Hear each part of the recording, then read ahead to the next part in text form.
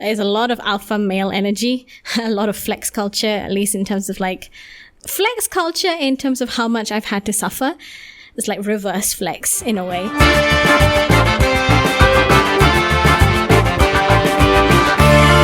Hello and welcome to another episode of Occasionally Insightful. I'm your host Elisa, and today I wanted to talk about friendships.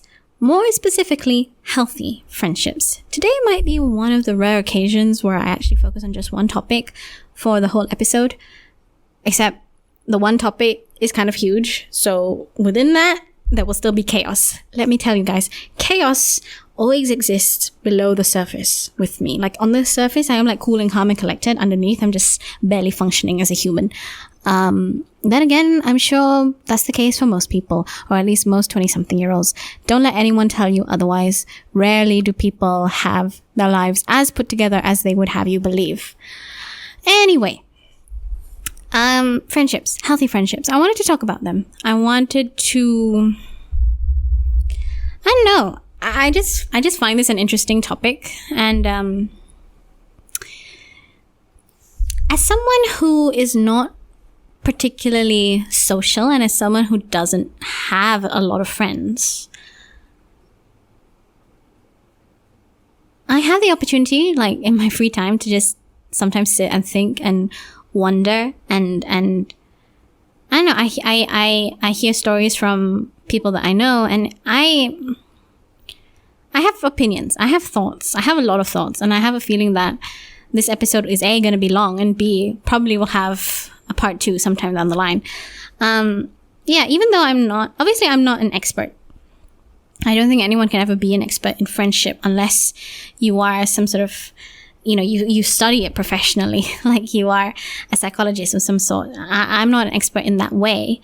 I've not read any books or, peer-reviewed papers or anything like that. And I'm also not an expert in the sense of I don't have a lot of friends. And I don't have this like group of friends that I always hang out with. But in this case, I think healthy friendships is not a case of quantity. It's a case of quality, right? And I would say that of the friendships that I have, some of them have been great and some of them have been less great. And I have, like I said, thoughts on what a healthy friendship consists of. And, feel free to agree or disagree, and feel free to have your own opinions. But this is just what a healthy friendship looks like for me as a woman in my 20s. We're going to be talking about lots of things though. So be patient. We'll get there, I'm sure, eventually. I might ramble in between. Who am I kidding? I'm probably going to definitely ramble. Concision was never my strong suit. Anyway, I think it's important to have a think about healthy friendships and have conversations about healthy friendships and I call them sort of meta talks. It's good because it allows you to recognize what qualities make up a good friend. Like, what qualities does a good friend have? And therefore you know what to look for in people, but you also know what to inculcate. You also know what kind of qualities you want in yourself. I don't know if inculcate is the right word. Because there's this saying, right? Like, if everyone around you is being an ass, maybe it's not them that's the problem, maybe it's you. You could very well be at least part of the problem. And I think it's incredibly mature and incredibly necessary to recognize that all of us have some toxic or problematic traits. Maybe it's not super extreme, but some of us have, some, if not all of us have behaviors, or we do certain things, or we say certain things that aren't very helpful and aren't very conducive to cultivating healthy friendships. So I think it's important to have a think about what healthy friendships look like, so that, or what a healthy friend looks like, so that we can strive to be that person. And when I say healthy friendships, I mean friendships that have a positive impact on your life. I mean people who support you, and encourage you to do better and encourage you to be the best version of yourself. I mean friends who act as a safe space for you to come to when you have problems, when you just need someone to vent to. I mean friends who, keep your secrets and maintain your trust. But also they act as a counterbalance. And I think that's very important in a good friend. Like a friend, you don't want a friend who's always a yes person. You don't want a friend who will gas you up unnecessarily. You don't want a friend who doesn't play the devil's advocate sometimes and doesn't act as the voice of reason and doesn't point out your toxic traits, because a good friend is honest, but not needlessly honest. I think a good friend is sort of brings you to sort of the medium. I don't know how to describe it. Like when you're going off too far right and too far left, they bring you back and they help to center you. Or when you're experiencing an extreme of a particular emotion or a particular urge or a particular, you're just going too far into an extreme, they counterbalance and they bring you. Like sometimes they will push you, to push your boundaries and to explore new things. But they won't put you in harm. They don't want to see you get hurt, basically. We'll get more into that as we meander down this complicated path, I'm sure. Because I'm at a point in my life where I, for the first time, am really trying to cultivate good friendships and healthy friendships. And I mean, I've been trying to do this for the last year or so, but when I was in school, to give you some context, when I was in school, secondary school, and then when I was in university, I had friends. I promise, I had friends. But I wouldn't say that I really made an effort to make friends. I had a lot of acquaintances. I knew people. But I had very few friends. I had even fewer close friends, and I definitely didn't have any best friends. I'm not sure if I had any healthy friendships the way I described just now. So now, for the first time in my life, I've kind of realized the importance of having healthy friendships, and I'm working to cultivate and maintain them. I'm still not a social person. I'm still like, I find it difficult to socialize with people for long periods of time.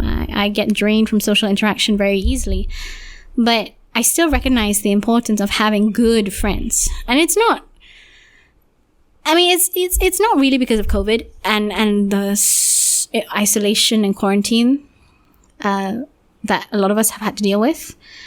It's more that I have been through some difficulties in my personal life and professional life this past year.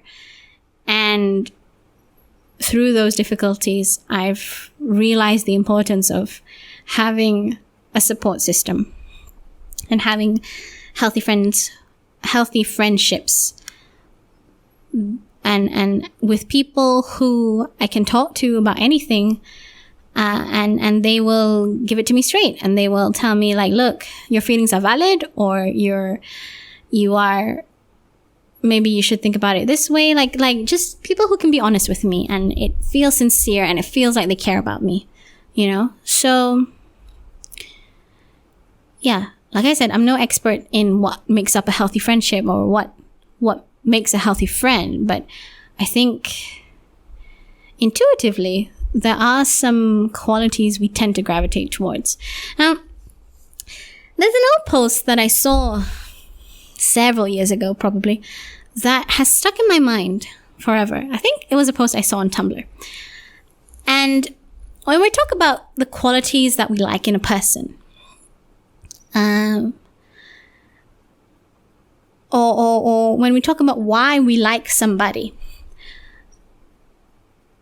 there's a small but important difference between liking someone purely because of how they interact with you and the things they do for you versus liking who they are as a person.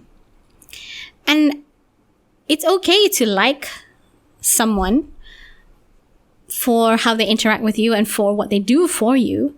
But I think to have a really good friend and to have a good friendship, you actually need to like the person for who they are, like their core, as it were. I kind of think of it like their personality, their core is this internal endogenous thing. Like those qualities would always be there. It's kind of like the essential ingredients of their human being. And then there's how this core personality interacts with other people and with you specifically in this case. And, it's like how they interact with people and how they interact with you. It could be like things like, they are patient with you, or they put up with you, or they make you laugh, or they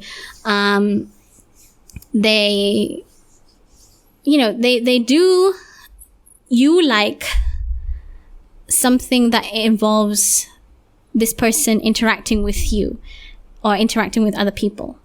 And it's okay to like those things. But I think you also need to sort of look past that first layer and assess whether you actually know that person and whether you actually like the person that you know. Because I think all of us, okay, maybe not all of us, but a lot of us behave a certain way for certain people. Like, you behave a certain way with your family, you behave a certain way for your significant other, you behave a certain way for your colleagues, you behave a certain way for your seniors. We have all of those versions of ourselves are ourselves. Like, all of these versions of me are still me, but they're slightly different. I wouldn't be family Elisa with my colleagues. It's two different versions of Elisa. So that analogy kind of applies here. Like, you can like the friendship and the way this particular person is behaving when they're with you, but do you actually like the core person? Do you actually know the core person?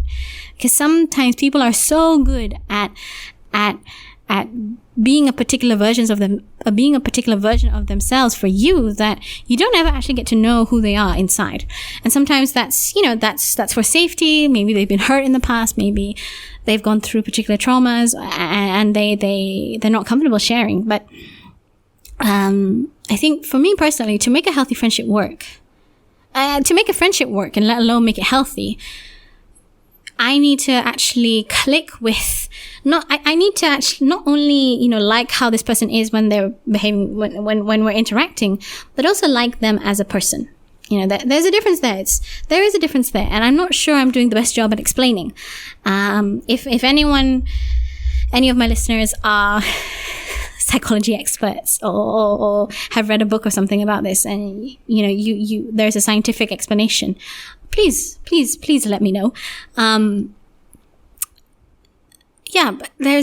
I think it's important to recognize that distinction between liking a person because of who they are for you and liking a person for who they are. So for who they are, I mean like their attitude, their perspective on life, their, what motivates them,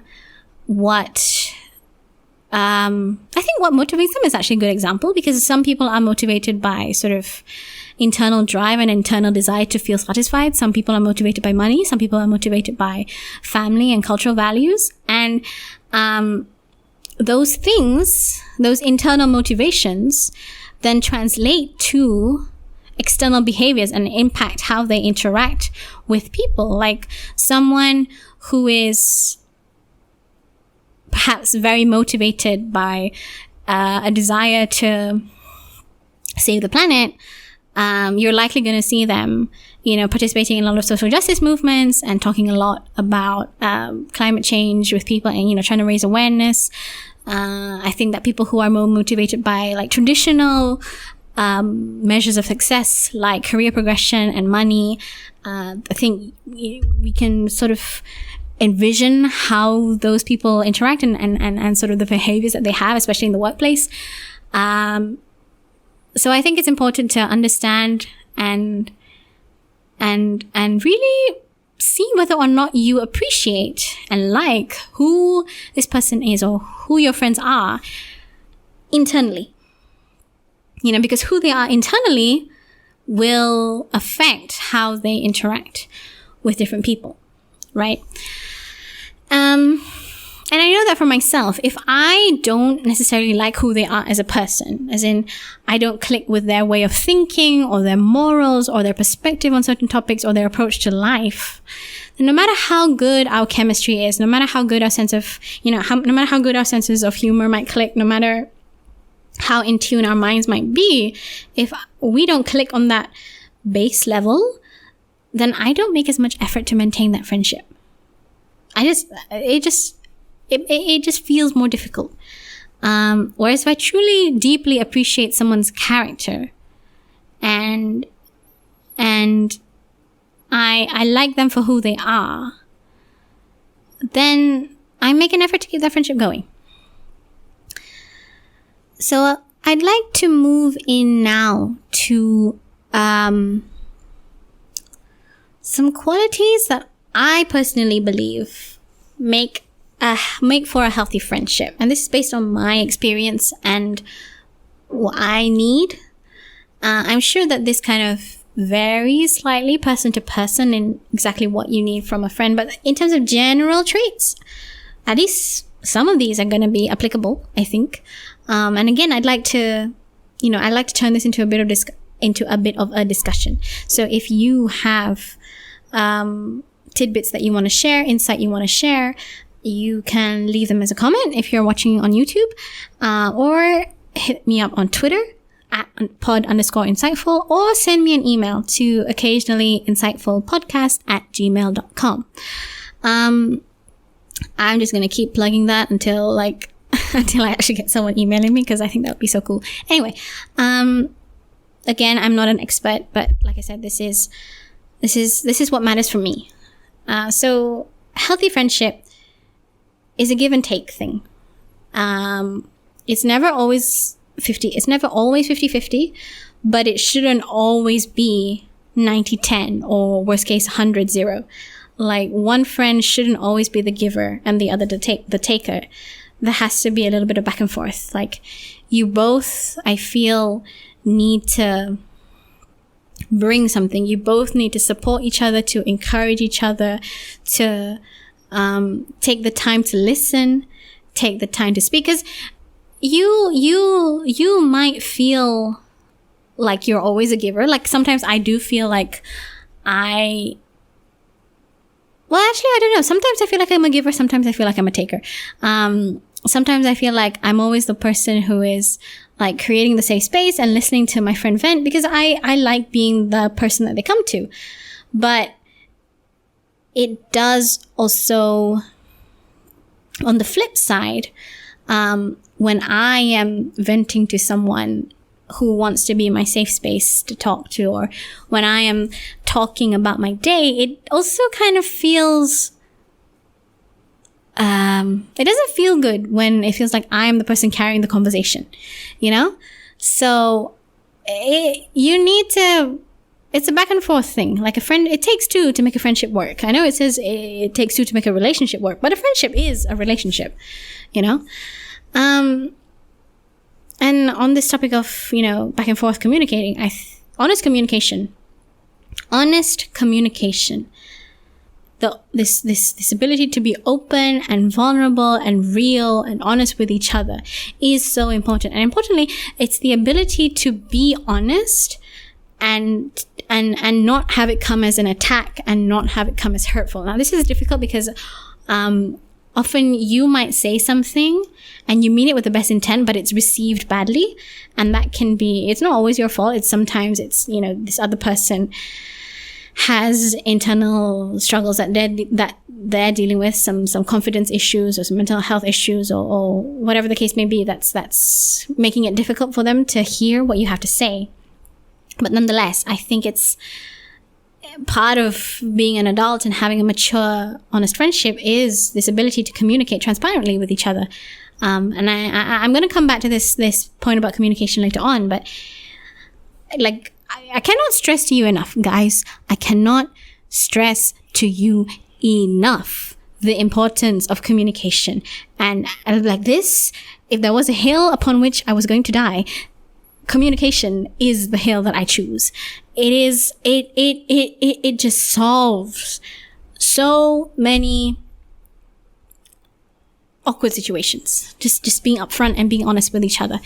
And I guess to go along with that communication point, it's learning to be a good listener and learning being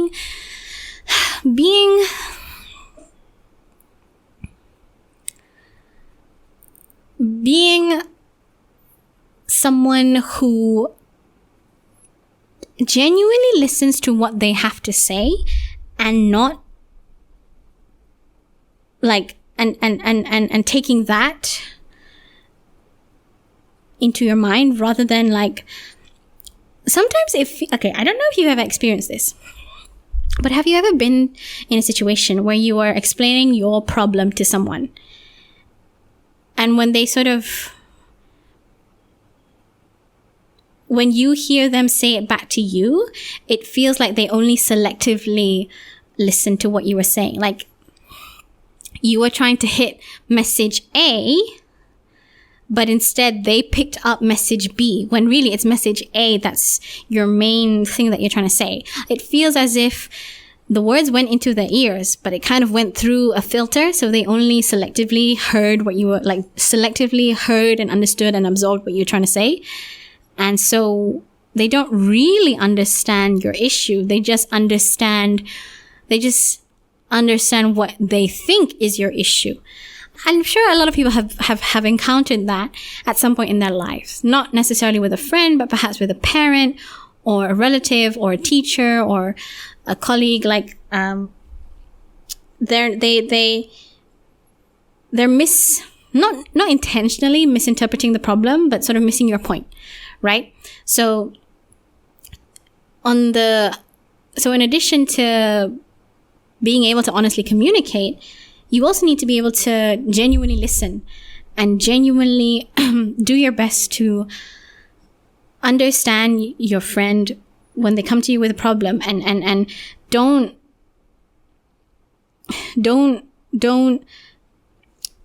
it's hard to explain because it's some of these things are quite intuitive. It's listening without a filter. You know what I'm saying? It's listening without imposing your own bias, your own prejudice, your own views. And it's just trying to understand things from their perspective, right? And only once you've understood things from their perspective can you put your own filters and your own experience and your own opinions onto the situation and give them advice if you want to. And that, again, is a crucial thing. Oh my God, guys. I cannot tell you how many times I've been in a situation where I just want to vent, and then I get this person like coming back at me with like suggestions. Suggestions for how to make things better. Sometimes, for example, I might be venting to a friend about a problem that I'm dealing with at work, like a colleague not really cooperating with me, and it's, making the workflow, it's causing a bottleneck in the workflow, and it's creating stress, and it's making us fall behind a little bit.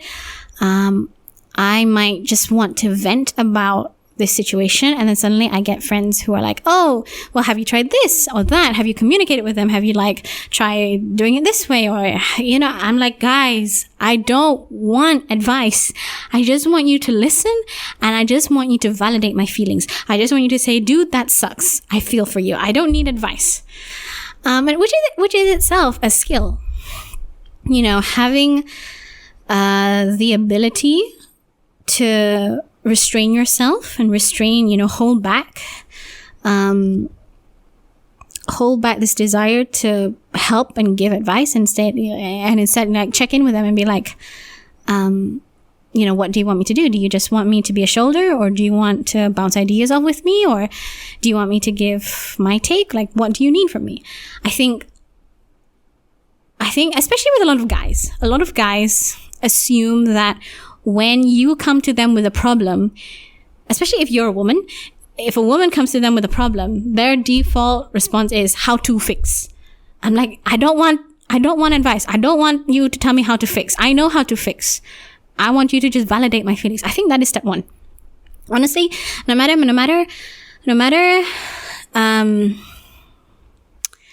what the situation, well, okay, maybe not no matter what the situation, but if you can, I think step one should always be validate your friend. Sometimes I just want the person I'm talking to just say, like, that sucks. I feel for you. You're valid. Validation goes a long way, guys. Validation, just a few small words, such a big impact. What else? I suppose going back to this topic of give and take, healthy friendships involve you leaning on each other sometimes and sort of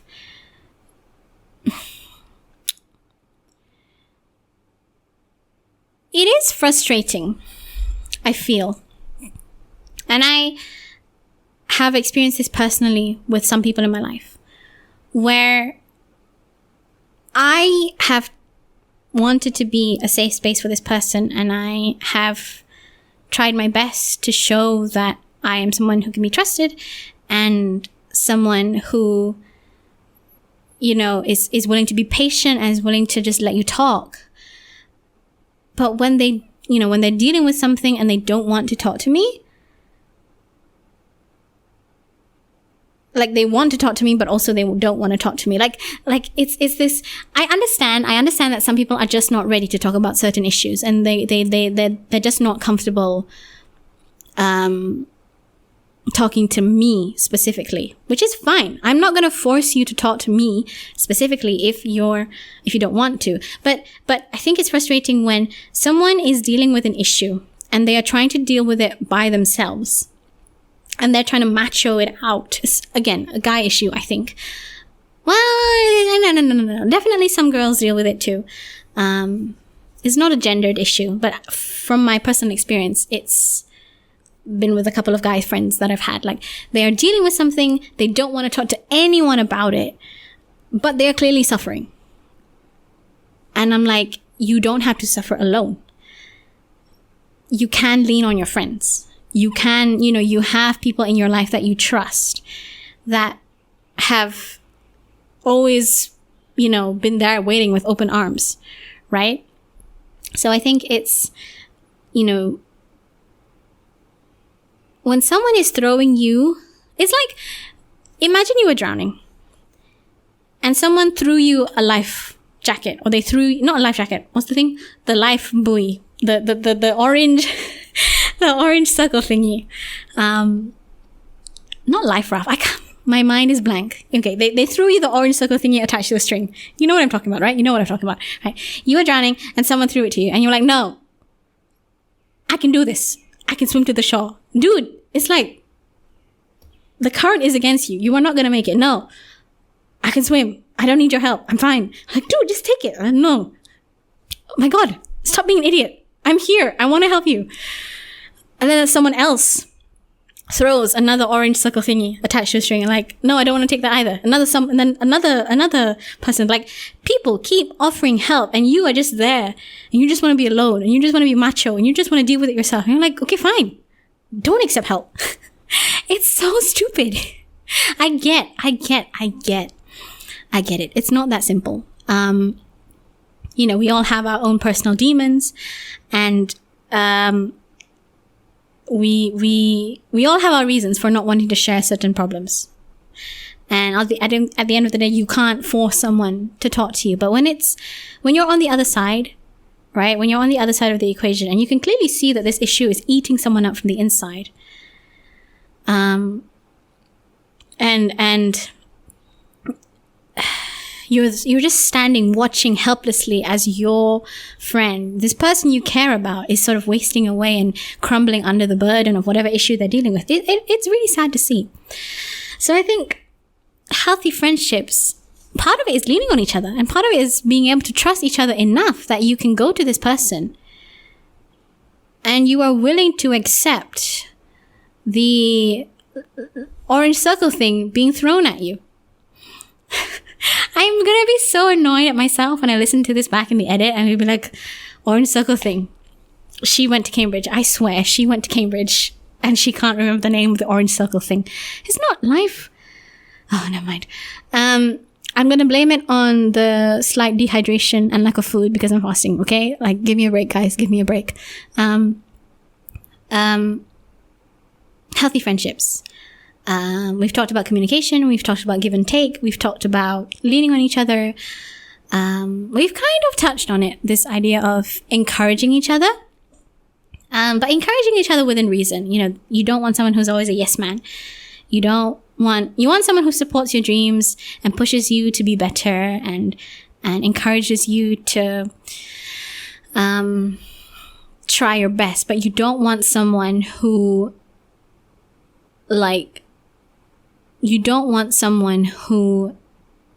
never reasons with you and says yes when they should have said no. And, you know, you want a friend who cares about your health and your well-being. You know, you want a friend who, when things are going south, they check in with you. I think it's important to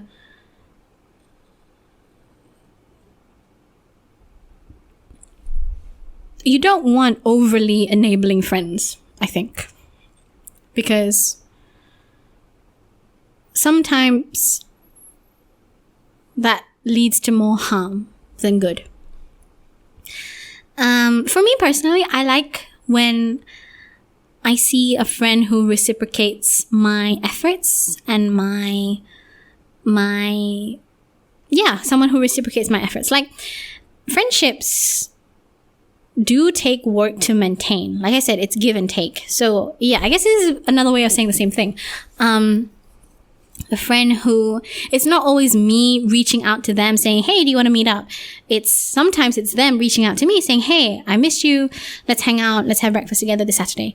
You know, there is that sense of both of you wanting to make this friendship last long term. This also sounds like relationship advice. And like I said, relationships, they are, you know, friendships are a form of relationship. So, you know, you can take this advice and apply it to your dating life as well if you wanted. But yeah, I personally really like to see when a friend is also reaching out to me and checking in with me as much as I'm checking in with them and, you know, catching up with them. It's nice to feel like they care about you just as much as you care about them. I also think that, you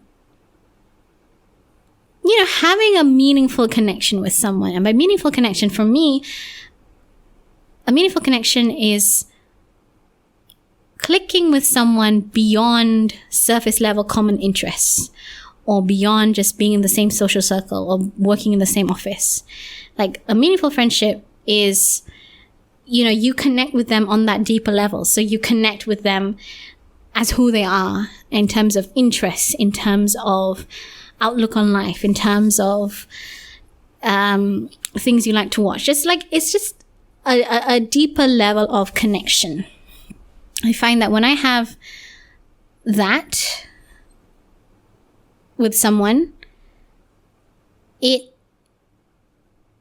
just makes me more motivated to keep this friendship going. I swear, this is slowly turning into a piece of relationship advice, and I don't intend for it to. It's just that there's a lot of overlap.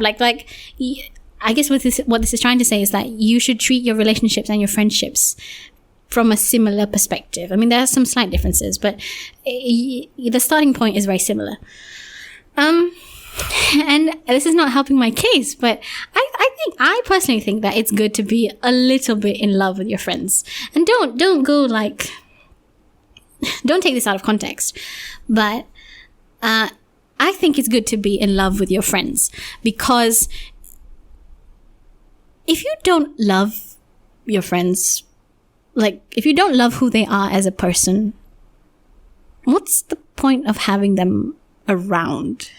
Like, and I don't mean love in a romantic way, but there are different types of love. You know, there's like 5 or 6 different types of love, right? And there's platonic love.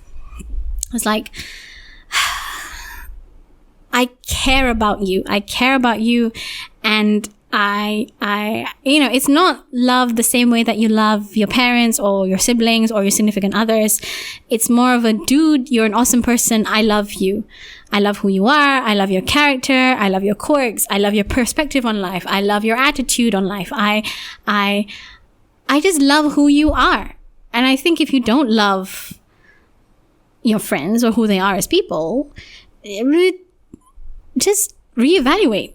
You know, do you actually want this person in your life? And I really wish we could normalize saying I love you to each other. Perhaps that's a cultural thing. It probably is a cultural thing. But even then, like, I wish you could normalize it in this culture. It's when you care about someone, for me at least, when I care about someone, it's like, dude, I love you. And I don't mean that in a sort of romantic way. I love who you are. You're cool. Let's go watch a movie. You know, it's, yeah, for me, that's what I want in my friendships. That's just that level of care and affection for each other. Again, not romantic. There are other versions. I think we're all just so used to associating I love you with either our parents or the person, our significant others. But love is so much more than that. Perhaps, you know, love is so much more that I think it deserves its own whole podcast episode. At some point, I will make that. Something that I've learned, and this was a difficult lesson for me because, as I mentioned much earlier, I'm a bit of an introvert. Social interaction really takes a lot out of me. I can't do parties. I don't do well with huge groups of people. I much prefer like 1-on-1 or 2-to-1 interaction kind of things. By the way, if my voice sounds a little bit raspy, I apologize. Again, I'm fasting, so I haven't been able to drink water. And also, I'm recording a couple of episodes back to back, so my voice is a bit hoarse. Where was I? Yes, introvertedness. I social interaction takes a lot out of me. But one thing that I've come to realize as of late is that friendships take effort. Even if you're best friends with someone, friendships take effort. You need to make an effort to make a connection. Friendships don't just come to you. You also need to go seek them out, and you need to cultivate them, and you know, what you nourish will grow. You know, the plant you choose to water is the plant that will grow better, healthier. So that was I mean, I think part of the reason why I didn't have friends I did kind of have friends. I promise I was a loner, but like, I was happy in my loneliness. But part of the reason why I didn't have a lot of friends in school and university was because I didn't realize that. I kind of knew, but I always thought that like friendships would just happen, right? And acquaintances, yeah. Acquaintances definitely just happen. You meet people and then you just kind of know people around the school or around the university. But friendships, true friendships, like people that you want to hang out with, those you need to cultivate. And you need to make the effort to hang out, and you need to make the effort to invite them over, and you need to make the effort to go and see them. And that was effort that I wasn't willing to put in. And as a consequence, I didn't really have any close friends. So, I mean, in a way, it's pretty obvious, right? But at the same time, it's not necessarily something that you think about in your day-to-day life. Like, oh, yeah, if I want to keep talking to this person long term, then I need to actually like message them and reach out. And if we haven't spoken in a couple of days, then I should check in and be like, hey, how's it going? It takes effort. It doesn't always take a lot of effort, but it does take effort. And it's, it's something that we don't think about, but it when I realized it, it wasn't like a light bulb moment. It's something that I realized gradually over time. But when I realized it, I was like, that explains a lot. So to switch track slightly, move on to a bit of a different topic, still within this world of friendships. There's that saying, like, you discover who your true friends are when the going gets tough. I was also reading a Tumblr post about this. Again, this was a while ago. And I can't remember exactly what the story was in the post. But basically, this woman was saying that, like, the concept of I'll always be there for you, especially in a friendship context, the concept of I'll always be there for you isn't realistic and can actually do more harm than good. Because let's assume I have hypothetical friend Bella. I don't know. Let's say I have hypothetical friend Bella. And Bella and I are friends, are really good friends, but we each have our own lives. And when Bella is swamped with work, and maybe one of her kids is sick, and maybe her car is in need of servicing, and maybe she's behind on some bills, and I go to her and I say, hey, I need your help. My boyfriend just broke up with me. She might really, really, really want to be there for me in that moment, but she can't. She literally has no mental bandwidth to deal with me right now. Not because she doesn't love me, not because she doesn't care about me, not because she's not concerned about me, not because she isn't concerned about me, but just because she has so much on her plate right now that she can't be there for me. And she doesn't have the ability or the mental capacity to be a good support system and to be the friend that I need her to be. Right? So this concept of I'll always be there for you can be problematic because, if you say to your friend, like, I'll always be there for you, you can come to me for at any time, and then that situation happens and she has to turn me down. She says, she has to tell me that she can't be there for me in that moment. It can do more harm than good. Like, it can be like, oh, you let me down. You said you would always be there for me. Now in this context, if this happened to me in real life, like, I would be understanding. I'd be like, oh, you have 101 things you're dealing with. It's okay. We'll talk about this next week. It's fine. I'll talk to someone else. But I think it's important to recognize that as much as you two are there for each other, you also can't pour from an empty cup, and you also shouldn't be piling more onto your plate when your plate is already filled to the brim, right? And so Bella, in that situation, ideally for me, she would have said, like, hey, I love you, I care about you, I'm very concerned about you, and I hear your problems, but you know what? Why don't we catch up next week over coffee? And you can tell me all about it then. Right now, I don't think I can listen to you, and I don't think I can give you the attention you deserve. Because for me, personally, I would rather be patient and wait a few days or a couple of weeks until I can receive quality attention from this person, rather than get like immediate but half-hearted attention. feeling like they're not really paying attention to my situation and to my problems. Because going back to what I was saying earlier, part of being a good friend is listening. And you can't really listen and you can't really pay attention if half your brain is occupied on the 1,000,001 other things that you have to deal with, right? It's hard to listen when you're distracted. Plus, from my end, I don't like feeling like I'm a burden on someone. And if I knew that I was taking her away from other things that she has to do, you know, I feel I wouldn't feel comfortable with that. So it would be easier. I mean, some people are different. Some people will like just offload onto you regardless, you know, and they don't really consider your situation, which, you know, maybe they're not the best of friends, just a thought. But, you know, in that kind of context, both of you need to be realistic and both of you need to recognize that, okay, you know what? Whilst I am going through some stuff, she is also going through stuff.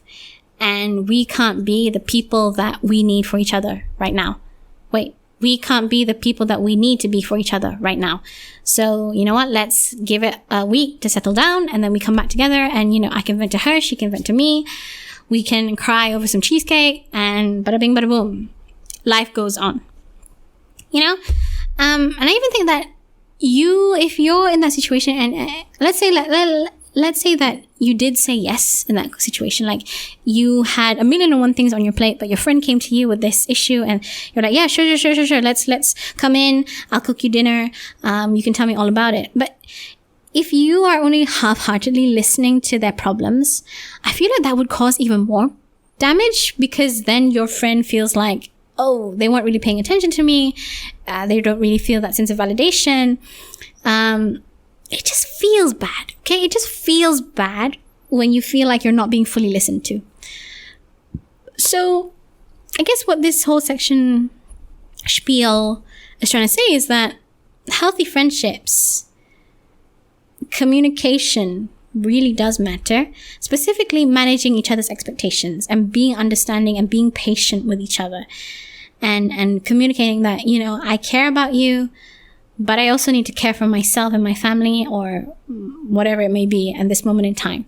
So listen, it's not that I don't think you're important. It's not that I'm not concerned for your health and well-being. It's just that right now I don't have the mental bandwidth. And it's okay. You know what? We're all human. And we should all just try and be a little bit more understanding of each other. But that was so many buts. But it is a two-way thing. Like, I have to be understanding of her, but she also needs to be honest and transparent with me. And only when you get those two pieces of the puzzle clicking together, the being patient and understanding and the being honest, transparent, managing expectations, only when you get those two pieces of the puzzle clicking together, do you avoid, or do you at least minimize hurt feelings and just all of the awkwardness that can sometimes arise. Related also to this is this concept of having a support network. So not just a friend that you go to, right? But multiple friends that you can go to. So in this continuing on with this made up story that I have, Bella, I can't talk to Bella. Right? But my boyfriend just broke up with me and I am upset and I need to talk to somebody. So, Bella, I love her, but she loves me like as a friend, we care about each other very much, but she can't be there for me right now. But I need to talk to someone. Like, my boyfriend just broke up with me. I am upset. I need someone to validate me. I need someone to comfort me. I need someone to bring me ice cream. I need someone to bring me cheesecake and possibly chicken nuggets. And so I can go to another friend. I can go to Katie. Or I don't know why I'm just picking out white girl names, but they're the first things coming to my mind. I I honestly think it's important that we all have a support network of friends, a group of friends, or not a group of friends in the sense of like you all hang out together as a group. I just mean that you as a person have multiple different people that you maintain healthy friendships with, that you can go to in times of distress. And so you have your own support network. And I think that's important because it means that you're not always depending on one person.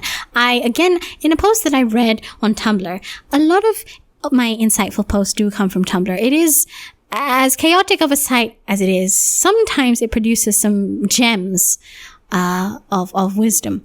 But I was reading this post and it was like, you know, if you always go to a particular person and every time you go to that person, it's only because something bad has happened to you, they start to associate you with negative emotions, right? So every time a notification from you pops up, they're already thinking in their head, like, oh, what's happened this time? And I'm sure we've all sort of seen it in movies or TV shows, or maybe experienced it in our own lives, where the only times a certain person contacts you is because they need money, or because they need a place to stay, or because their boyfriend broke up with them, or whatever it may be. Like, the only time they reach out to you is because something bad has happened to them, right? And you are the only person that they can talk to about it, and you are the only person that they can you are the only confidant that they have. And it always feels like they're taking from you. And they don't ever talk about this to someone else.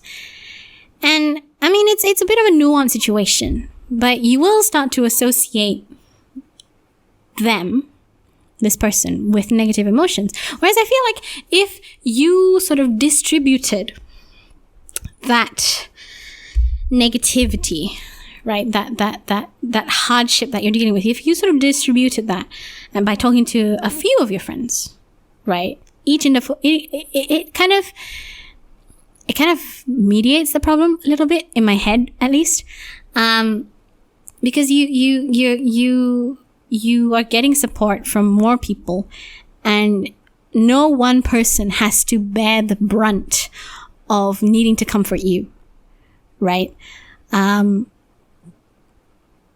It's really important to have that network. And I learned this the hard way last year. Basically, I don't want to get into too much detail because it was a complicated situation. But basically, I lost a very, very good friend of mine. The reasons for why are a bit complicated, but essentially this person got into a relationship, and by getting into a relationship, I realized that they wouldn't have as much time to like talk to me and hang out with me. And that person was essentially my only source of support. This person was, the only person that I would confide in. And so it was at that moment I realized, like, oh, you know what? I need to now start building close friendships with more people. And that's, I said earlier that, I realized that maintaining friends take effort. And so it was really as a result of this moment in my life when my very good friend got into a relationship, and I realized that I was losing my one source of non-familial support. I was like, okay, now things need to change. Now I need to actually go and make more friends with people so that I am not forever alone. I think this is an issue that notoriously guys deal with. because guy friend groups are notoriously, but not always, not emotionally vulnerable with each other. And a lot of men are only open and vulnerable with their significant other. Right? And I think that might be changing as conversations about mental health become more normalized, and as ideas of toxic masculinity get shattered and challenged. But even still, I think that there are plenty of guys out there who just don't confide with their bros, as it were. And they don't really have a support network other than their significant other. And I'm sure you've seen the memes of like, girls always end up being their boyfriend's therapist. But this is why. This is why. It's because guys only ever confide in their girl, their significant other. And it's not healthy. It's unfair, first off. Their partner shouldn't have to perform that role of being a therapist for them. They're not qualified. That's not necessarily something they signed up for being in a relationship, no matter what you might think. I have opinions about this, but the point I wanted to make is that I was kind of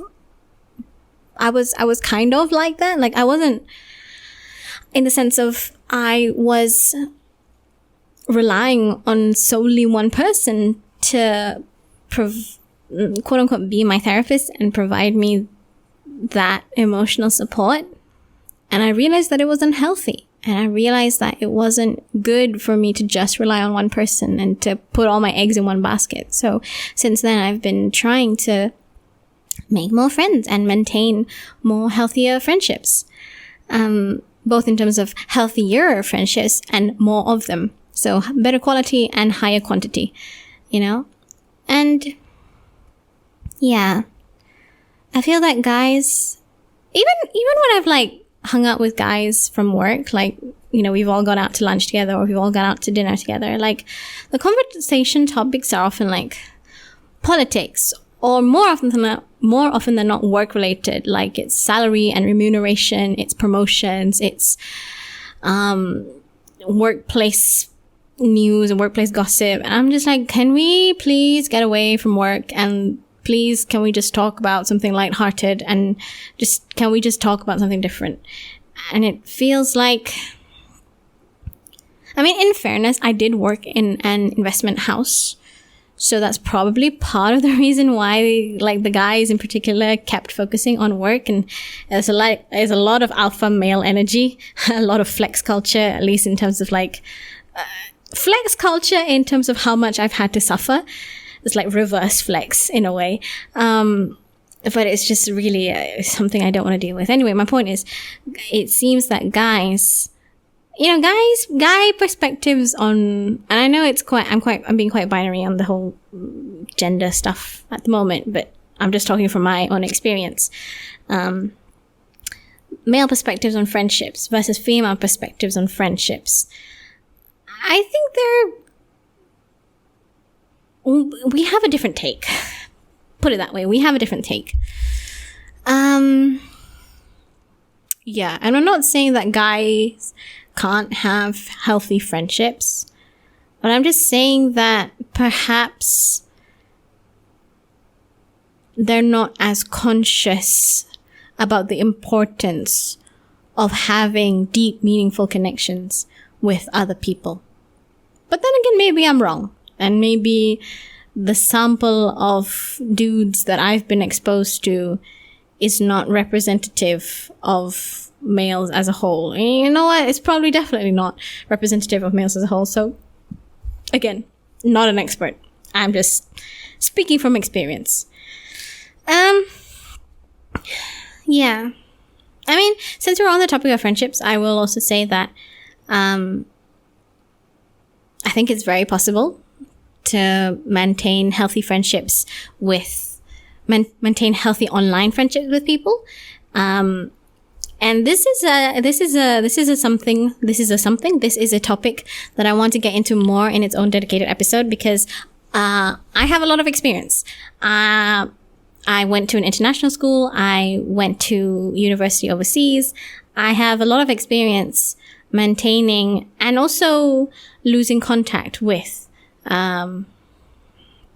friends because, I moved or they moved or technology, so I have opinions and experiences that I'd like to share there. But I just want to say for now that I don't think you should. Online friendships are just as wonderful and can be just as fulfilling as in-person real-life friendships. Some of my closest friends, I'm only able to text them and maybe call them once in a while. And, we make it work. I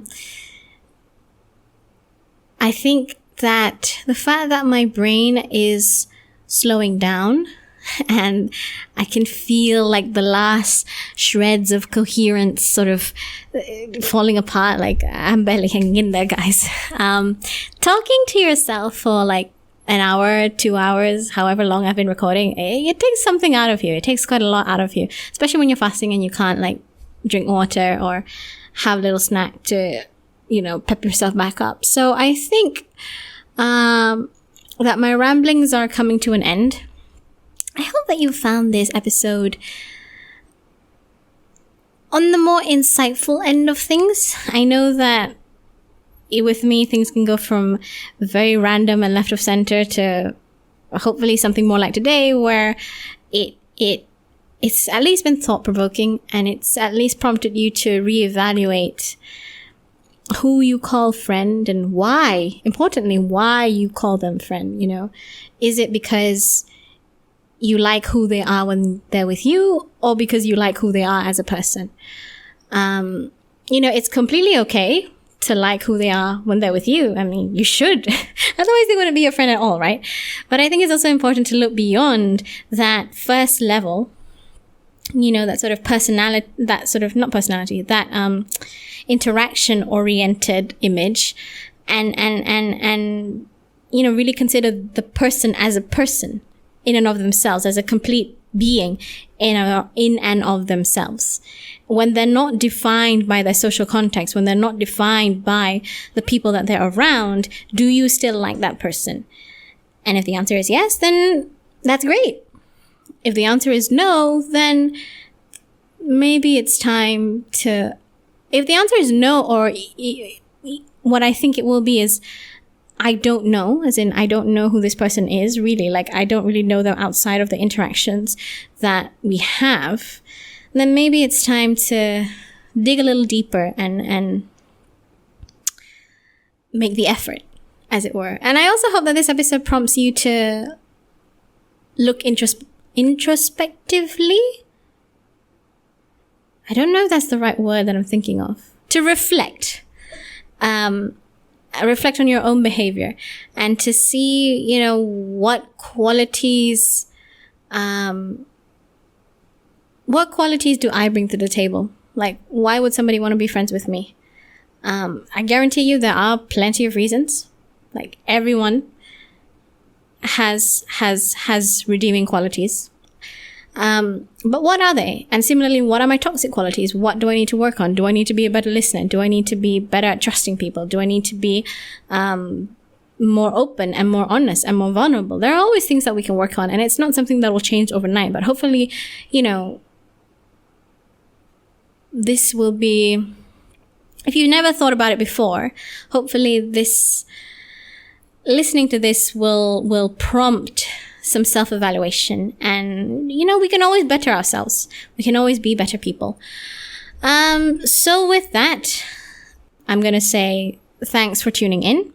If you've got any topic suggestions, comments, questions, concerns, as always, you can send me an email at occasionallyinsightfulpodcast@gmail.com, occasionallyinsightfulpodcast@gmail.com. And if you want to follow me on Twitter, you can. It's @pod_insightful. And if you're on YouTube, hit that subscribe button, ring that bell, leave a comment, leave a like, share the love. Thank you so much for tuning in once again. And until next time, take care, everyone.